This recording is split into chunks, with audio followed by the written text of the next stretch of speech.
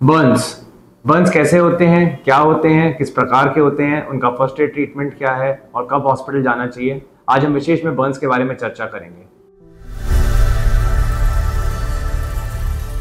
मैं हूं doctor Nitin Saluja, founder and physician at Siddhiya clinic Gurgaon.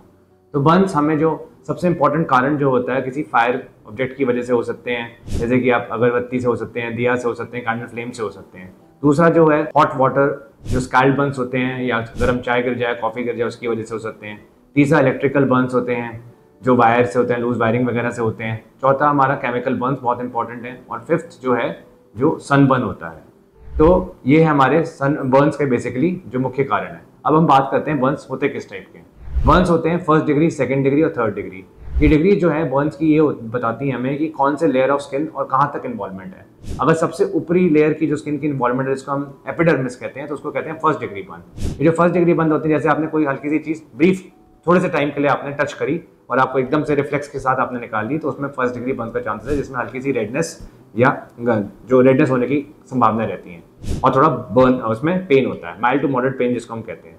ये नॉर्मली 3 से 5 दिन के अंदर हीलिंग हो जाती है इसकी। इसके बाद आता है सेकंड डिग्री बर्न, जिसमें हम लोअर लेयर ऑफ स्किन की इन्वॉल्वमेंट की बात करते हैं, डर्मिस लेयर जिसको हम कहते हैं, उसकी इन्वॉल्वमेंट की वजह से इसमें नॉर्मली अगर आप देखेंगे तो स्वेलिंग भी आएगी, रेडनेस भी होगी और कई बार ब्लिस्टर भी बन जाते हैं। जो ब्लिस्टर बन जाते हैं और ये जो हीलिंग टाइम होता है सेकंड डिग्री बर्न्स का, ये होता है 1 to 2 वीक्स। इसके बाद आते हैं जो सबसे खतरनाक बर्न्स होते हैं, वो होते हैं थर्ड डिग्री बर्न्स, जो ऑल लेयर्स ऑफ स्किन को इन्वॉल्व कर लेते हैं, डीपर लेयर को भी, और कई बार मसल तक इन्वॉल्वमेंट भी हो जाती है उसके अंदर। इसको फुल थिकनेस बर्न्स कहते हैं।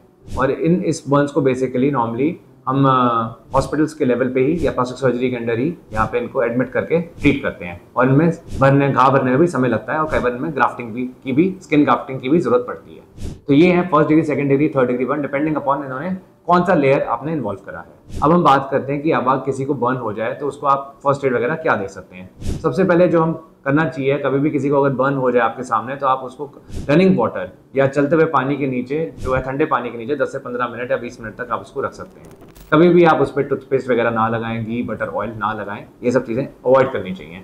इनसे इन्फेक्शन होने का खतरा भी बढ़ता है। इसके बाद ये रहता है कि उस एरिया को नॉर्मली या तो हम कवर कर देते हैं किसी कॉटन क्लॉथ से, या एक गॉश पीस वगैरह मिलते हैं मार्केट में, आप जाके यूज़ कर सकते हैं और उसको आराम से लूज क्लोथिंग से उसको कवर कर सकते हैं। उसके अलावा अगर उसको करने से पहले हम कुछ ऑइंटमेंट्स भी मार्केट में अवेलेबल हैं, जैसे कि आपको पता है बर्न ऑल ऑइंटमेंट है, बर्न हील ऑइंटमेंट है। इनके अंदर सिल्वर सल्फाडाइजिन और क्लोरहेक्सिडिन का कॉम्बिनेशन मिलता है, जो कि सूदिंग इफेक्ट है और इसके एंटीसेप्टिक फायदे भी हैं।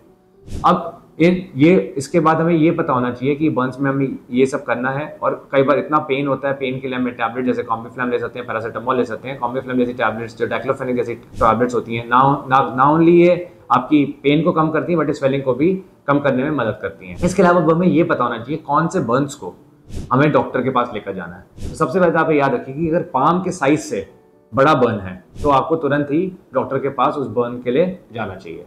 दूसरा सबसे इंपॉर्टेंट पॉइंट है बच्चों में या जो बुजुर्गों में जो 65 साल से ऊपर है या डायबिटिक पेशेंट्स हैं, वो भी आपको तुरंत डॉक्टर के पास ऐसे केस में जाना चाहिए।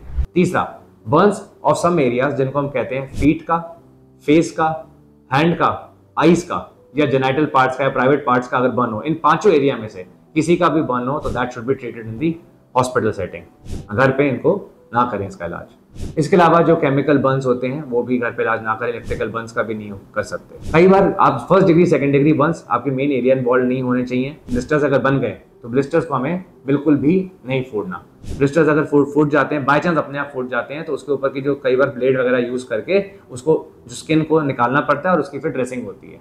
इनको रिपीटेड ड्रेसिंग चाहिए होती है तब तक कि वो हील ना हो जाए। तो ये हो गए बर्न्स के टाइप्स, हो गए बर्न्स के कॉजेज जैसा कि मैंने आपको बताया, फिर बर्न्स का फर्स्ट एड ट्रीटमेंट, और बर्न्स का ट्रीटमेंट ऐसा कि जब आप उसको हॉस्पिटल कब लेकर जाना है, डॉक्टर के पास कब लेकर जाना है, ये भी आपको पता होना चाहिए। तो ये जो सारी चीजें होती हैं, इसके बाद जब हम हॉस्पिटल जाएंगे तो हमें क्या क्या ट्रीटमेंट वहाँ पर मिलता है। सबसे पहले तो आपको एक्सटेंट ऑफ बर्न्स देखा जाता है, वहाँ पे सर्जन या प्लास्टिक सर्जन जो भी आपको अवेलेबल है वो देखते हैं, पहले इमरजेंसी फिजिशियंस भी देखते हैं आजकल। तो उसके बाद उनको वो कवर करके रखते हैं। कोई अगर स्पेसिफिकली बड़ा बर्न है, ग्राफ्टिंग चाहिए, तो वो उसी टाइम इंस्टेंट पे नहीं करते, देखते हैं 1-2 दिन पहले ड्रेसिंग्स वगैरह होती हैं, एंटीबायोटिक्स दिए जाते हैं, टेटनस का शॉट लगता है क्योंकि ज़्यादा चांसेस होते हैं, और इन्फेक्शन के लिए एंटीबायोटिक्स भी, जैसे कि आपको पता है आजकल मार्केट में ऑगमेंटिन, अमॉक्सिक्लाव, ये वाली एंटीबायोटिक्स यूज हो सकती हैं। टेटनस हो सकता है, पेन किलर्स लगते हैं और फ्लूइड्स दिया जाता है। सबसे इंपॉर्टेंट इसमें ट्रीटमेंट में अगर लार्जर डिग्री ऑफ बर्न्स है तो आईवी फ्लूइड्स दिए जाते हैं, और अगर छोटा मोटा बर्न है तो घर पे भी आपको एक्स्ट्रा पानी वगैरह पीना चाहिए। तो ये हो गया कि हमारा आज बर्न से रिलेटेड हमने जितनी भी आपको जानकारी देनी थी। इसके अलावा आपको बर्न्स के बारे में अगर कुछ भी जानकारी चाहिए तो कृपया हमारे कमेंट सेक्शन पे लिखें।